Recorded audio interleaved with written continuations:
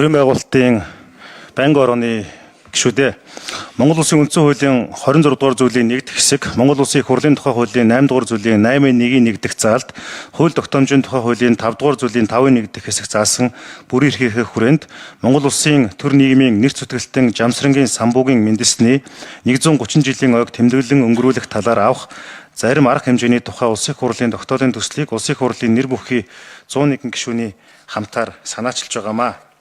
За Жамсрангийн Самбуу хэмээх энэ хүн бол Ардын хурлын тэргүүлэгчдийн дараагаар 18 жилийн туршид ажилласан. За 1895 оны 6 дугаар сарын 27-ны өдөр Төшөйтхан аймгийн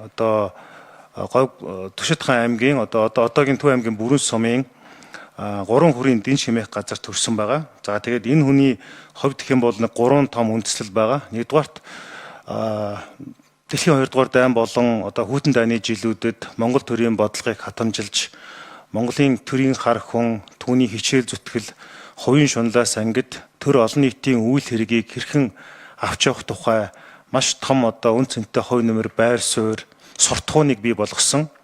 Гадаад харилцааны салбарт, дипломатын салбарт бол үн цэнтэй хувь нэмэр оруулагч. За инхийн төлөө үйлстэн, за мөн хөдөө аж ахуй тэр тусмаа малчтад чиглэсэн олон бүтээлүүдийг туйрвж байсан ийм хүн байгаа.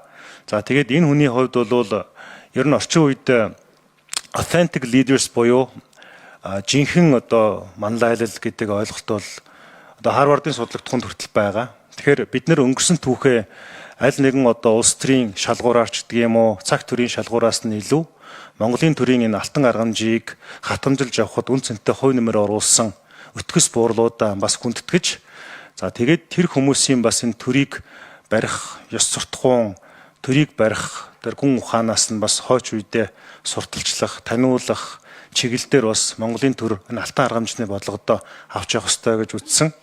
За Самбуугийн хувьд гэх юм бол 1972 оны 5 сар хүртэл 77 наслаад нас бартлаа бас одоогийн парламентын спикер буюу Ардын хурлын тэргүүлэгчдийн дараагаар ажиллаж байсан хүний хувьд бол энэ хүний туулсан амьдрал, бүтээсэн бүтээл, Монгол орны тэрийг засах үйл хэрэгт оруулсан олон үн цэнтэй хувь нэмэр нь олон судалгааны бүтээл болсон.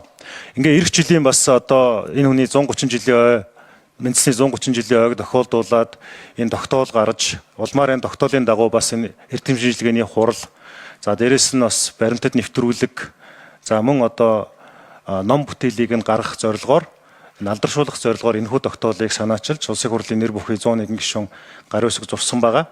За тэгэд энэ тогтоол дээр бол холбогдох байгууллагуудаас болон яамдуудаас санал авсан.